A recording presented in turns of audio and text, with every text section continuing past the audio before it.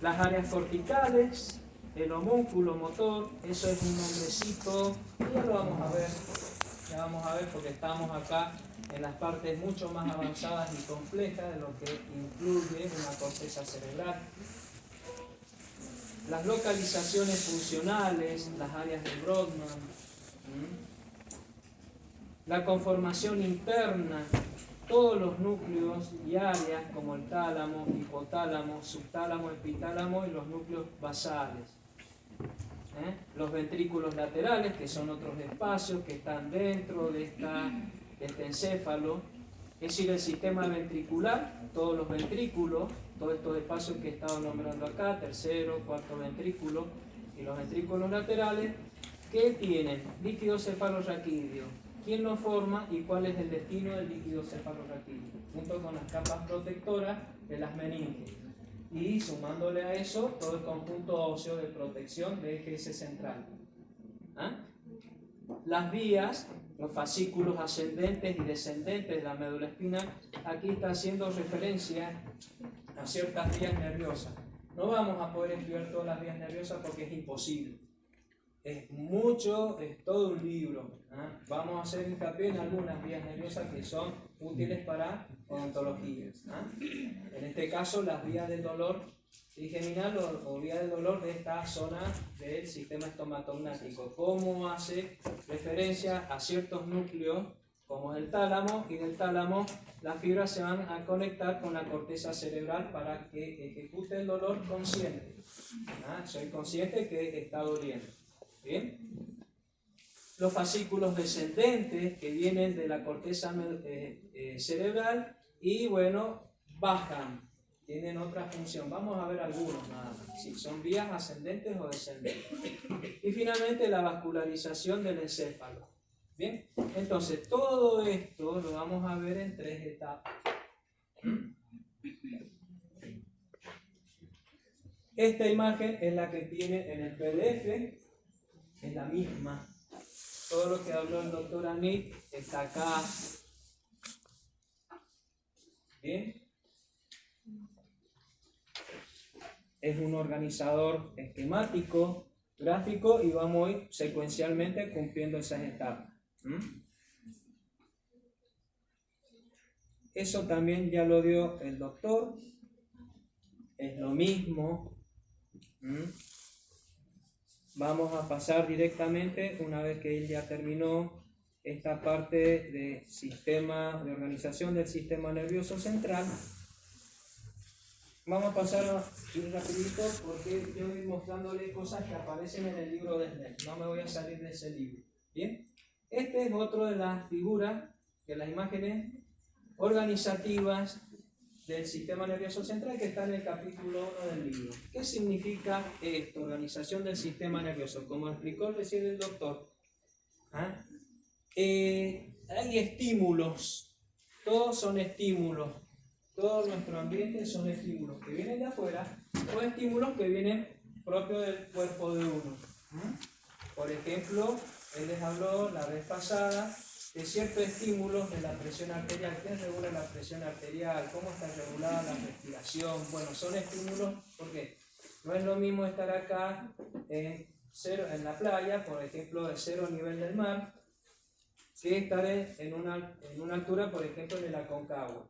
Entonces tenemos muchas diferencias en el nivel del mar con respecto a los metros, y en este caso arriba tenemos baja capacidad de los glóbulos rojos de oxigenación, entonces se desencadena una serie de procesos donde va a estimular la respiración de nosotros para oxigenar más esa sangre. Bueno, esos estímulos vienen de adentro, son internos. Otro estímulo, por ejemplo, las articulaciones. Las articulaciones tienen receptores, los tendones tienen receptores, los músculos tienen receptores. Eso hace que estos receptores estén enviando información a cierta parte del sistema nervioso para que ejecute y calibre los movimientos, ya sean fisiológicos o movimientos voluntarios o involuntarios, da lo mismo. Esas son las vías aferentes. Pues recibo todo de afuera o de adentro del cuerpo, exteroceptivo o propioceptivo, sí, interoceptivo. ¿Bien? esas vías aferentes, miren acá esta flecha, memoria, quiere decir que ya avanzó a las etapas superiores del sistema nervioso central. Ya estamos hablando acá de corteza cerebral. Tenemos memoria de lo que está pasando. Memoria si nos quemamos. A ver, memoria, muchos tipos de memoria. Hay una correlación y coordinación en este sentido como una estructura que sube y otra que baja con un continuo retroalimentación.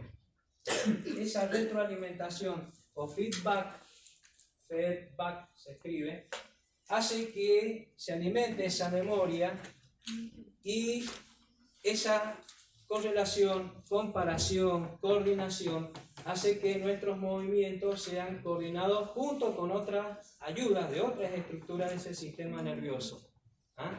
El doctor les habló recién del cerebelo, del tronco cerebral, donde ahí está acumuladito toda una organización.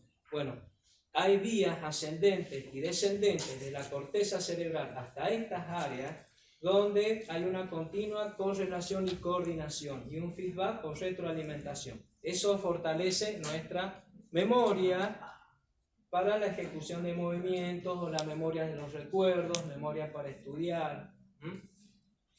Y después de todo esto que vendría a ser el CPU, que él nombró, vendrían las fibras eferentes o de salida. Siempre son motoras. Estos son aferencias sensitivas, eferentes motoras, salida.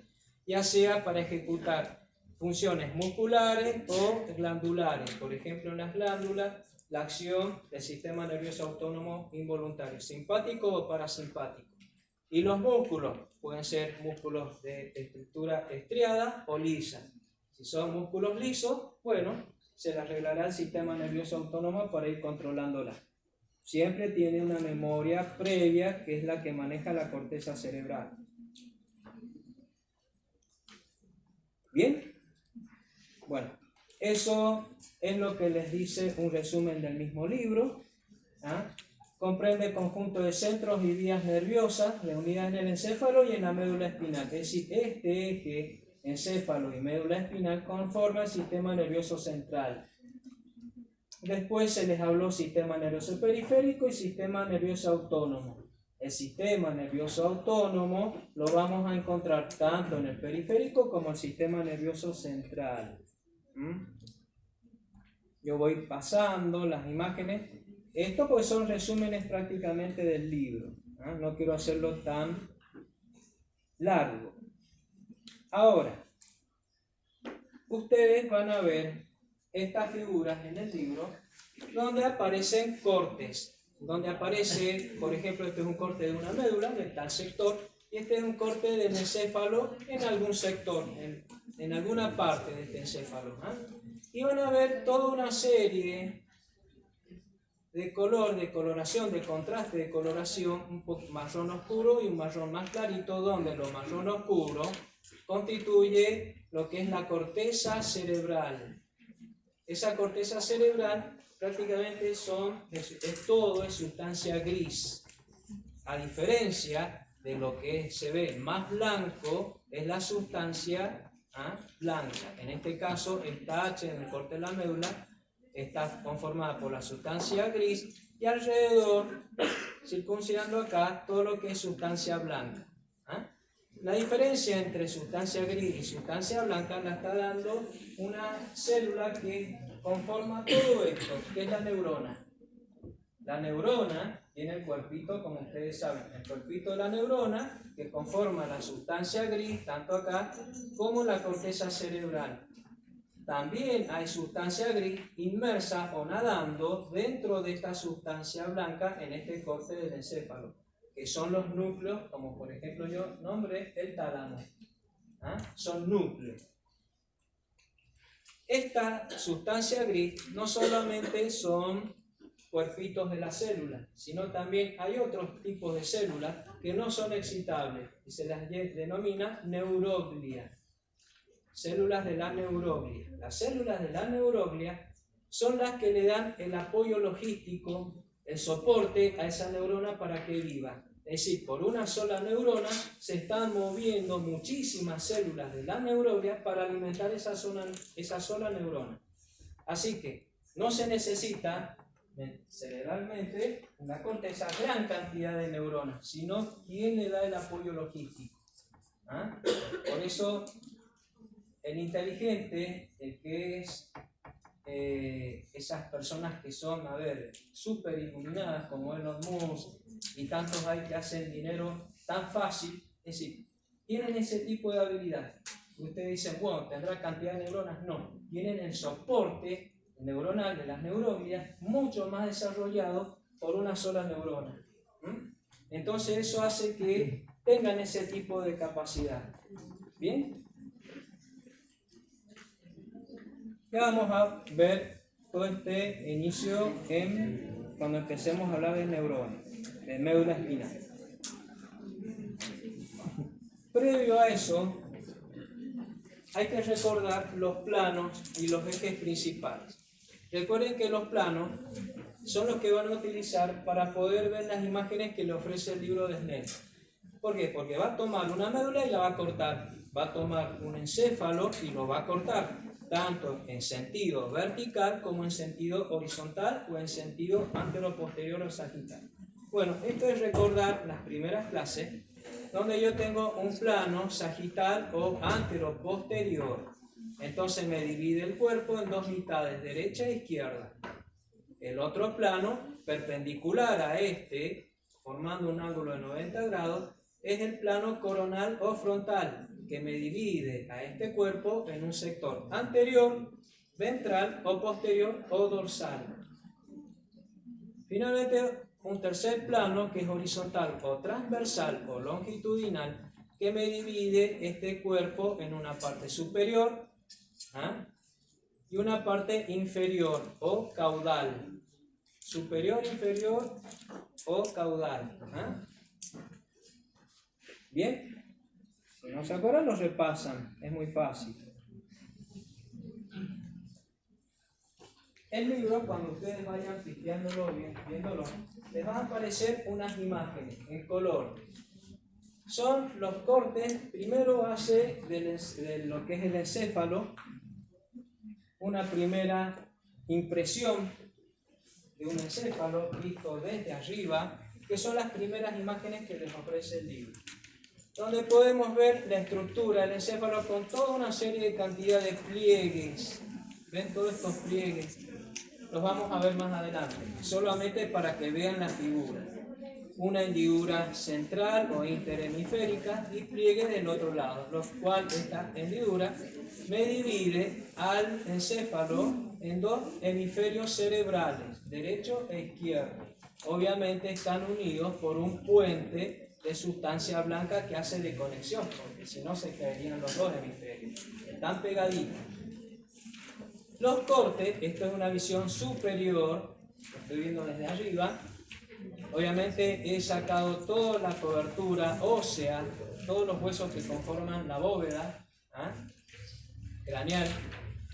Y los próximos cortes o las próximas visiones va a ser una visión lateral, externa. ¿Por qué? Porque yo veo la parte macroscópica. Estoy viendo toda una serie de circunvoluciones que van por todos lados, que todavía no le voy a poner nombre, pero lo vamos a ver obviamente pasándolos el tiempo. Es decir, por lo pronto estas palabras las puedo ir leyendo, nada más, no es nada difícil.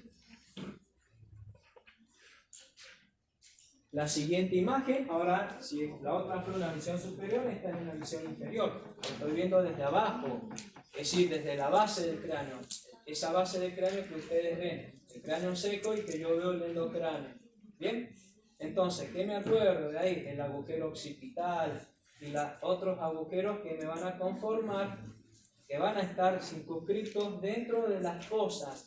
¿Recuerdan fosa cerebral o craneal anterior, fosa craneal media y la fosa craneal posterior? ¿Se acuerdan las divisiones del endocráneo? Y cada fosa, la fosa cerebral o craneal anterior, tenía su forma, su orificio. La fosa cerebral media tenía sus orificios y la cerebral posterior también tenía sus características. Todo esto va a estar apoyado, descansando sobre esa planchita ósea del endocráneo. Leo algunos nombres, todavía no veo ningún corte, solo esto es una visión estereoceptiva, viendo desde afuera, macroscópica, para ir identificando ciertas estructuras. Aquí ya estaría cortada la división entre la médula, que seguiría abajo, y de ahí empieza el bulbo. Es decir, a esta altura yo estoy en el agujero occipital, porque para poder disecar este sistema nervioso son todas neuronas, neuronas y vías, es decir, sustancia blanca y sustancia gris. Se corta y se saca primero las meninges, que es muy dura, se sacan las meninges con mucho cuidado de que no se rompan, y bueno, obtengo estas estructuras nerviosas. De ahí yo tengo el bulbo, después la protuberancia, el cerebro medio mesencéfalo, y bueno, ya más adentro no puedo visualizar nada, porque tengo que empezar a hacer cortes.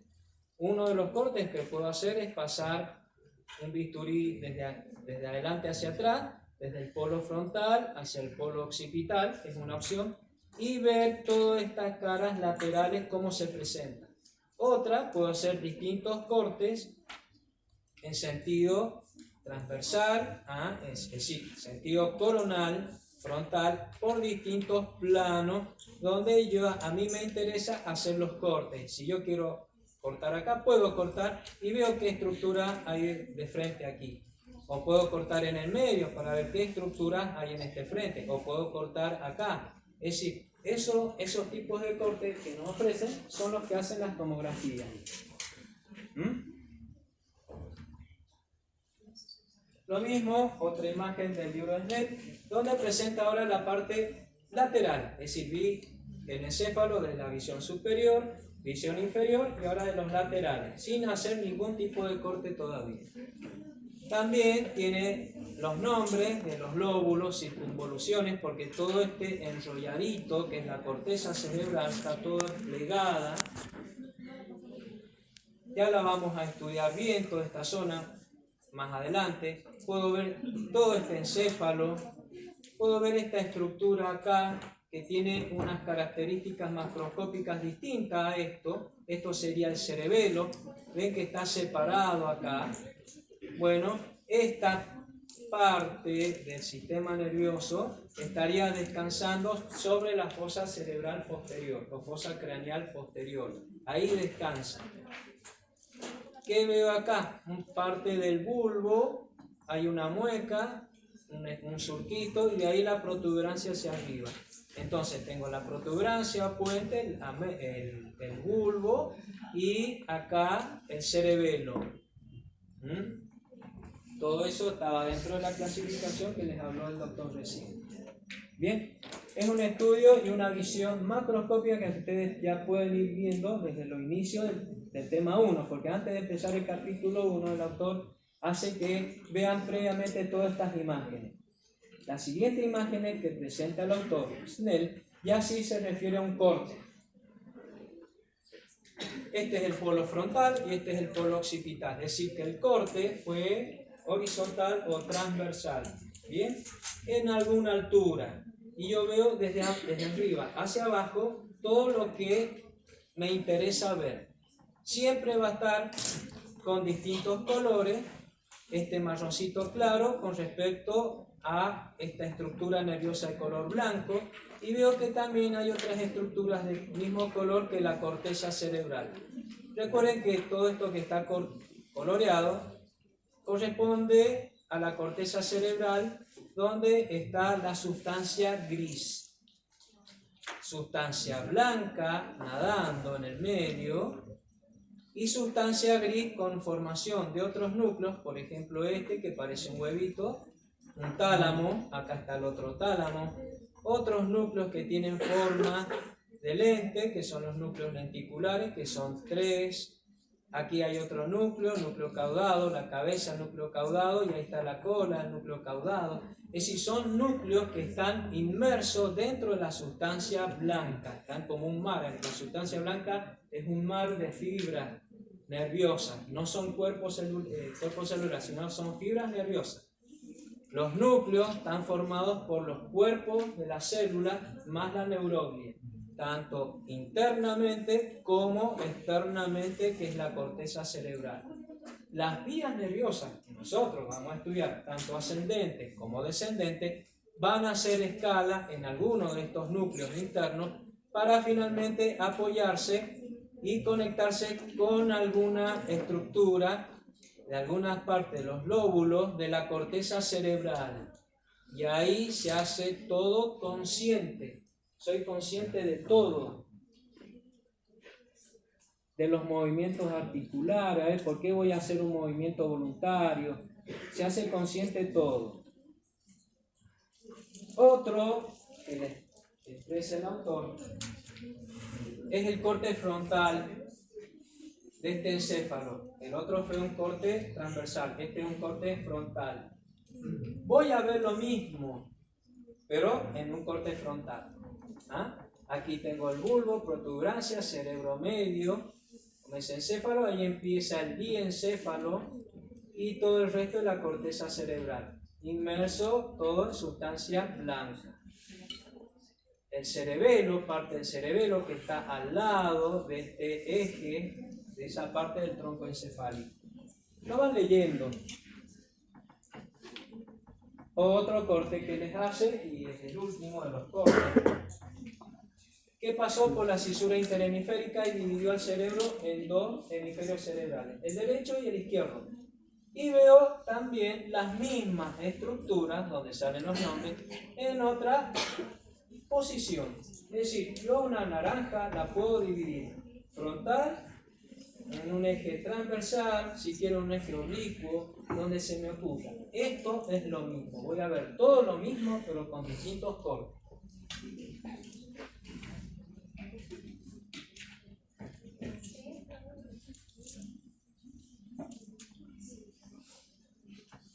La médula.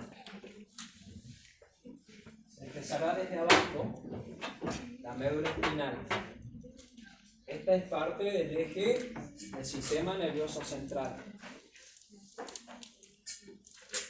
Siempre bueno, se les relata una pequeña introducción para pasar luego a las imágenes. Está todo dentro del libro.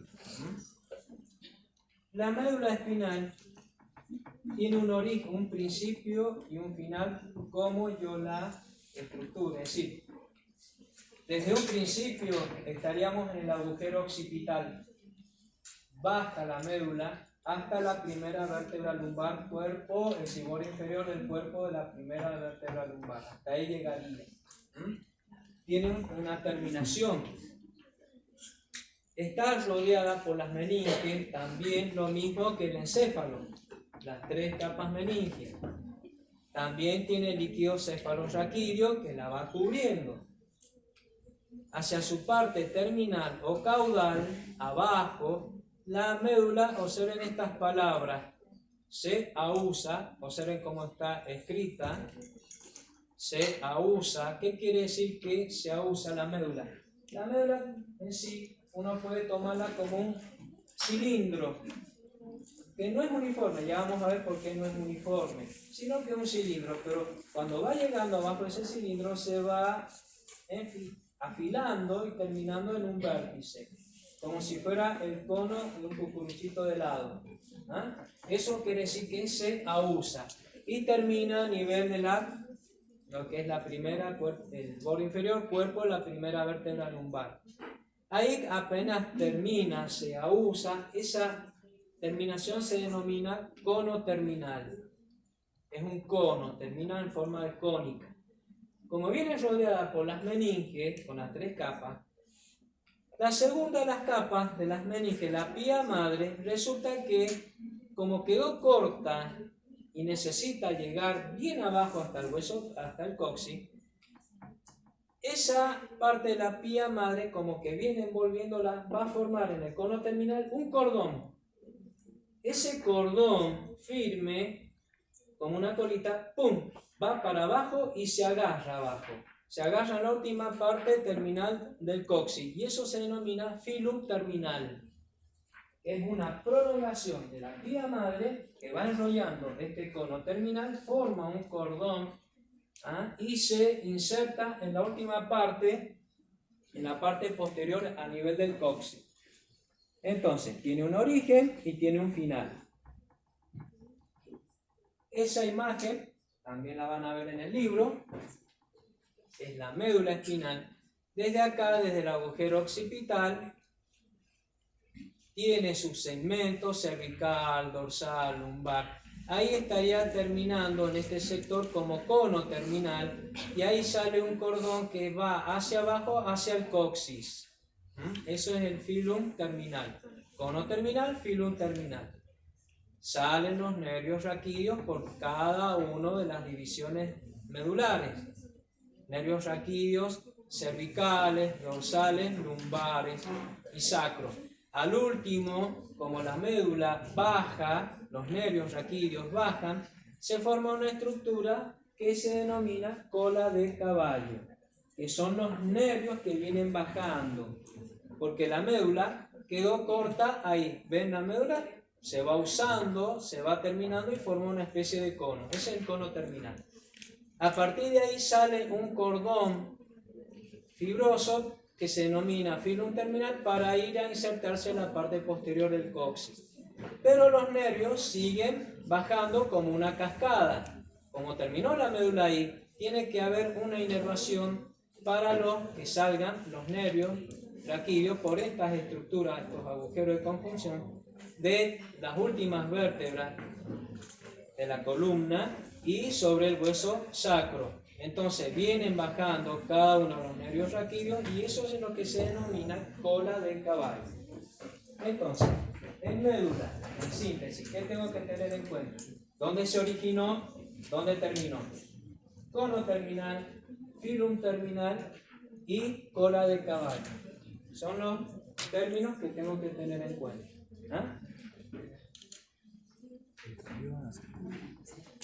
La misma figura que les presenta el autor es lo mismo que dije recién, se repite de nuevo esta imagen y esta. Ahí termina el cono terminal y empieza lo que es cola de caballo, con todos sus sectores. Es leerlo, no tiene nada difícil. Entonces, lo que tienen que saber es que se implantan en toda la longitud de la médula espinal 31 pares de nervios raquídeos. Pares son derecho e izquierdo. Cada raíz, estos nervios raquídeos tienen dos raíces, como se va a formar una raíz anterior y una raíz posterior, que se fusionan y forman el nervio raquídeo que conocemos. Ese nervio raquídeo, en otra imagen, voy a ver que tienen un ganglio. Ahora, cuando el autor les dice esto, necesito ver esta imagen, que es el corte de una médula espinal.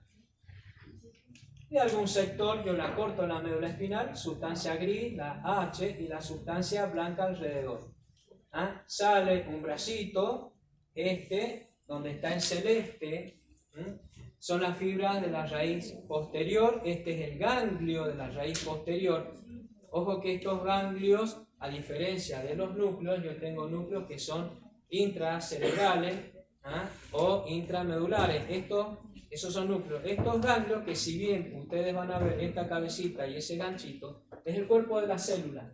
En este caso, como está fuera del sistema nervioso central, le llamo ganglio. Pero son células. Los cuerpos neuronales están acá.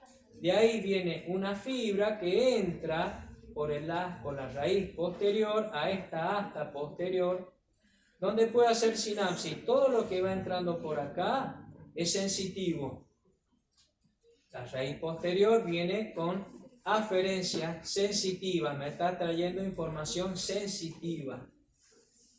Sale alguna interconexión que no está acá, y aquí hay otro cuerpo neuronal en el asta anterior. Ven que aquí está adentro y aquí está afuera. De ahí sale la otra vía de la raíz anterior, que es la vía motora. Esta es la vía sensitiva aferente, esto es eferente, y conforma acá esa unión la raíz mixta. Es una raíz mixta, es igual, sensitivo-motor. ¿Bien?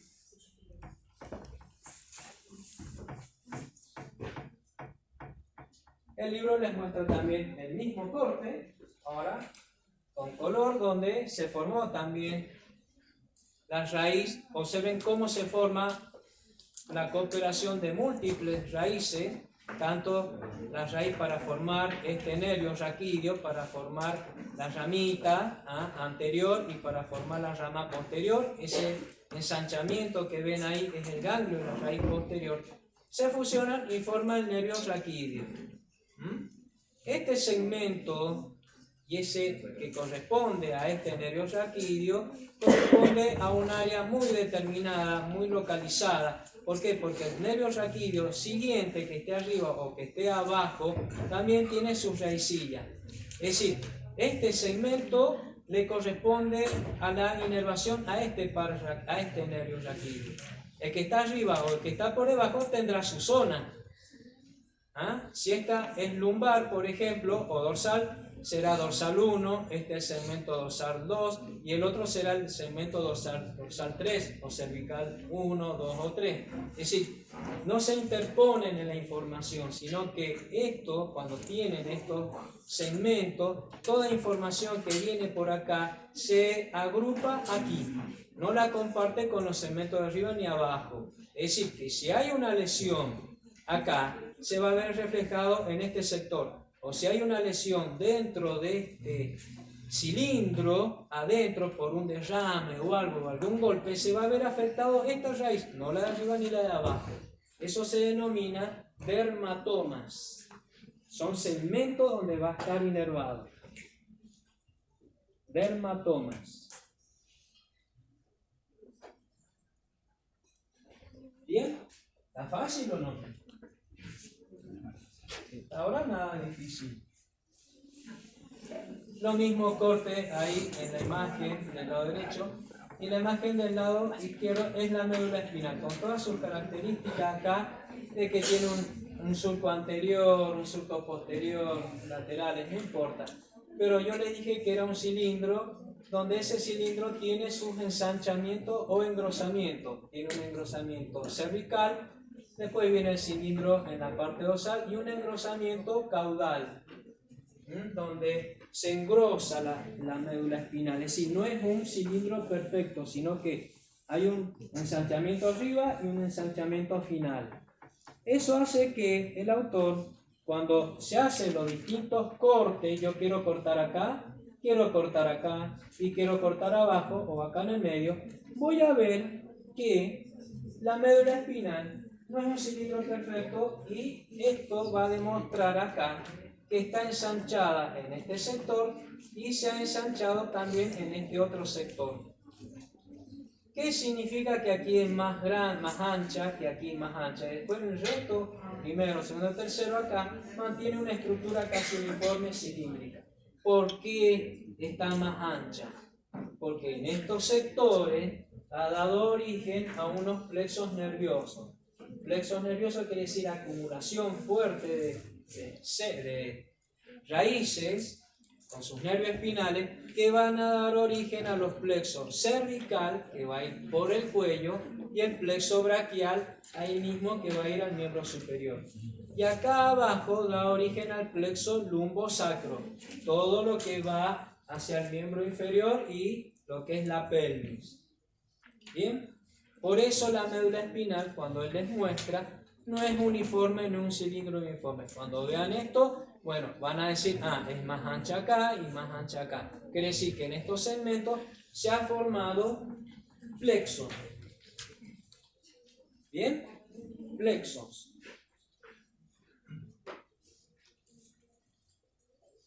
Encéfalo, el doctor habló recién de esto. Esa clasificación él también la dio, está en el libro. Y vamos a pasar directamente al romboencéfalo o rombencéfalo, que es el cerebro posterior, que incluye el cerebro posterior.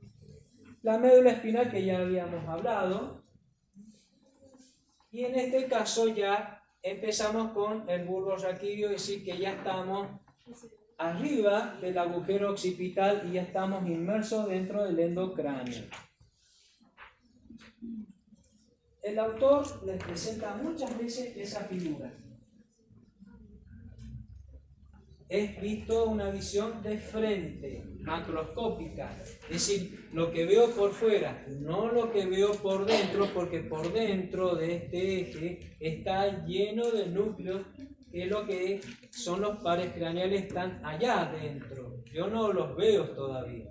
Lo que yo veo son una estructura que ahí está cortada, terminó la médula espinal porque ahí estaría el agujero occipital. Para arriba yo veo una estructura que se me va ensanchando cada vez más como si fuera un embudo, y ahí me termina en un surco y ahí empieza otra estructura que tiene otra forma.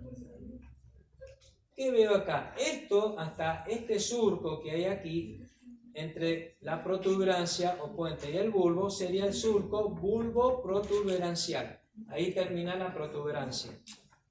Empieza la protuberancia y aquí termina el bulbo. ¿Bien? ¿Qué veo del bulbo? En lo que me da la forma macroscópica. Que a medida que voy subiendo, se me ensancha, se hace como un embudo, se abre. ¿Qué tiene acá? Ustedes ven en el centro estas dos columnas. Esas se denominan pirámides, divididas por un surco medio anterior.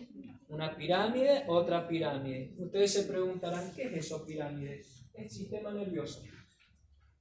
¿Qué pasó acá con las pirámides? Porque de la corteza cerebral de arriba está enviando fibras nerviosas, y esas fibras nerviosas por algún motivo están pasando por delante y toman esta forma, toman esa forma de dos columnas que van bajando por acá, fibras nerviosas que vienen de la corteza cerebral.